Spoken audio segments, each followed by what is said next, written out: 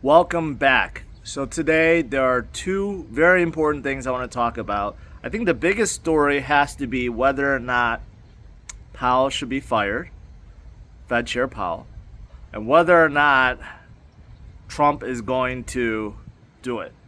Right? So let's talk about it a little bit because I feel like there's some misconceptions there and people don't quite understand the consequences and what the Fed is really meant to do. And two, what's going on with ETH? ETH has been making tremendous moves today. It's up about like 7%, 6 or 7%. So let's talk about that as well. First things first, let's talk about rates, Powell, Trump, and how it all ties to Bitcoin. So obviously, I've covered FOMC meetings for many years. I've talked about it. I've talked about the rates and everything, right? And right now, it's anticipated that there would be 0% chance that there will be a rate cut at the end of this month. And then it's like above 50% for September, okay?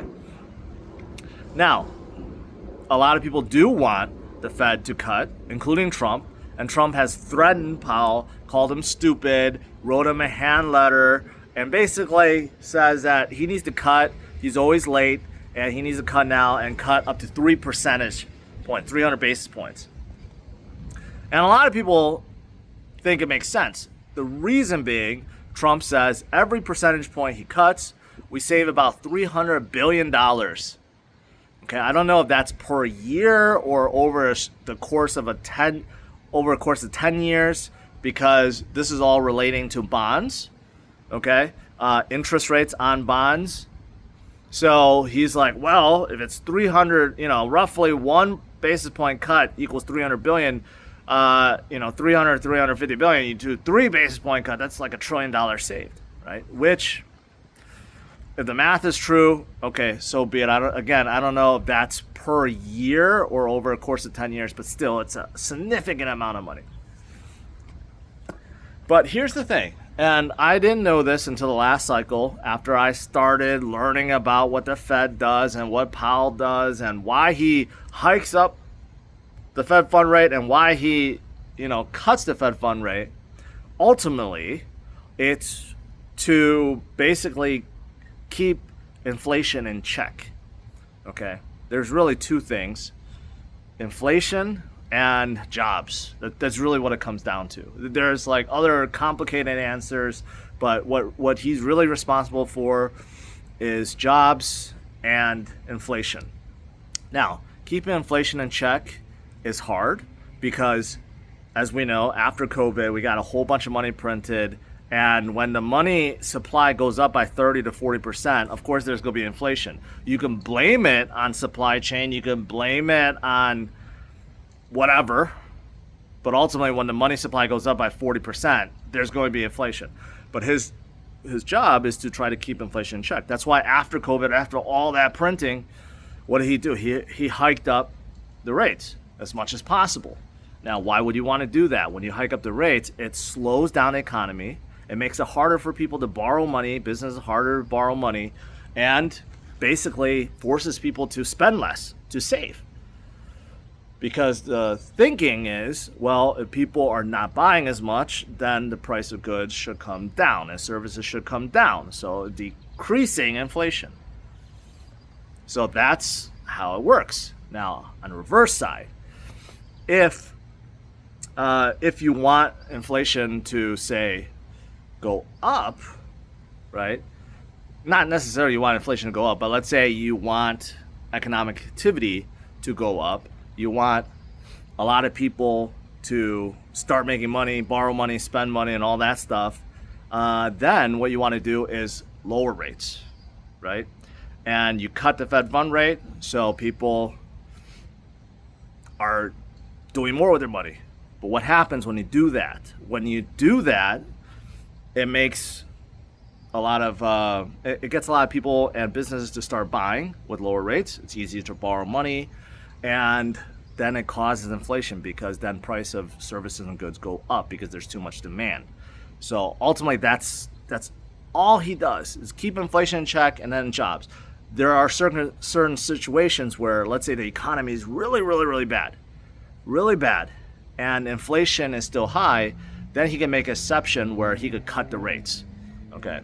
But we haven't really seen that yet. We haven't really seen where inflation is sky high, but the economy is super bad, where he has to just cut rates. So normally speaking, they're in tandem. Okay, so going back to our situation now.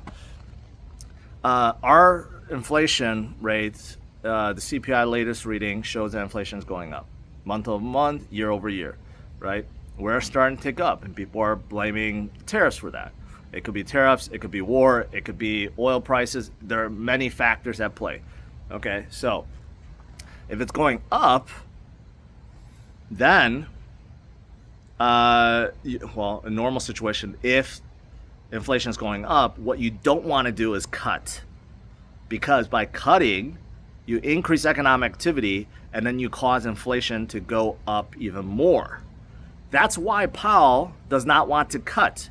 The fear is we haven't seen the full repercussions of the tariffs, okay, which means inflation could continue to rise month over month. It's a lagging indicator, keep in mind. And if he cuts, it's going to contribute to inflation.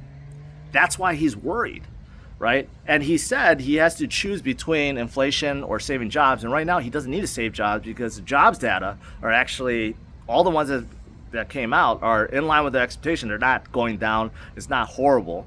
So that's why he's not cutting.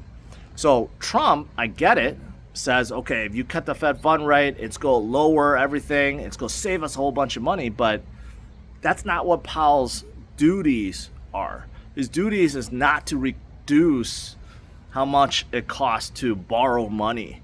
His job is not to basically worry about the deficit or how much spending. That's Congress. Right? That's the whole thing. The big, beautiful bill, the whole controversy, that's Congress. Congress is supposed to control spending and it's supposed to control the deficit and supposed to control, all that. What the Fed is supposed to care about only is inflation and jobs, right? So that's the thing. And save banks, because a lot of times banks need to be bailed out, and sometimes he does that, and he buys bonds of banks and so forth and bails them out. But that's about it. So that's why there's a conflict there. So going back to if he's going to fire Powell. A lot of people think that senior White House staff has said that Trump is ready to fire Powell. But today, he kind of backtracked. He was asked directly whether or not he's going to fire Powell. He says it's very unlikely, even though he pinpointed if he was, it could be misappropriation of funds for the new Fed renovation, which went over budget. But that's not a really good cause unless he was stealing money, which I don't think he was. Probably the budget just went over just like everything else in the government. So, and a lot of people have come out and said that if Trump fires Powell, and Powell only has 10 months left on his tenure, basically he could just wait it out. But if Trump fires him, it could cause global instability, not just U.S., because the entire global financial system basically looks at what the U.S. does, whether you like it or not. But that's the honest truth. So, stock market today, like if you look at a stock market today, wasn't good. Rumors last night was, okay, Powell's going to get fired. You would figure this morning, markets should be completely green and skyrocketing. No, in fact, it turned red. It wasn't until like later in the afternoon, things got a little better, was when Trump backtracked and said he's not going to fire Powell. So I think Wall Street already gave reaction, like, we don't want you to fire Powell. And most economists, previous Fed chairs, have all come out and said firing Powell is the worst thing you could do right now. So I think he's not going to do it. But ultimately, what this comes down to is why this is important is because this irresponsible spending, right? The deficit, needing to buy or pay back bonds and buy more bonds or issue more bonds because the U.S. needs to borrow money because we can't repay our debts, and the interest involved in everything, okay, shows you why Bitcoin is so important, why so many are adopting it now. So many believe it's a hedge. So many people believe it's a store of value. That's why you got endless buying right now. And as of I'm filming this right now, we're at 119. Okay, Bitcoin crawled back to 119. We're only 3,000 points away from all-time high, and we can certainly break through that either tonight or tomorrow. This is ultimately why people are coming to Bitcoin, at least the institutions are. A lot of retail maybe satisfied, institutions are, because they understand all this stuff that's happening right now with the Fed, with Trump, with the Fed fund rate and everything in between, the bond market, everything. None of it is good. It's all temporary band-aids. And the only true way to save yourself is really to opt into Bitcoin. That's why they're all doing it. Now, are people opting into Ethereum? That's the second part. Ethereum had a really good day, had actually a pretty good week, I would say. There's two reasons. Number one, still a lot of hope around the Genius bill getting some time today, this week. Trump said that, all the Republicans that said no to votes have changed their mind. So obviously, if the Genius bill passed, it's related to stablecoins, and that's good for many reasons. But primarily, USDC is on Ethereum, even though it's on a lot of chains. The main chain is Ethereum, and USDT is on Ethereum. So number one, Genius bill is causing Ethereum to go up. Number two is, today it was revealed that Tom Lee, he has a project that has $500 million worth of ETH. So he has a project that's like MicroStrategy of ETH, basically. Not nearly as big, but still a significant amount. And Peter Thiel, a famous Wall Street investor, or a Silicon Valley investor, I should say, revealed that he bought a 9% stake today. So obviously he's backing ETH.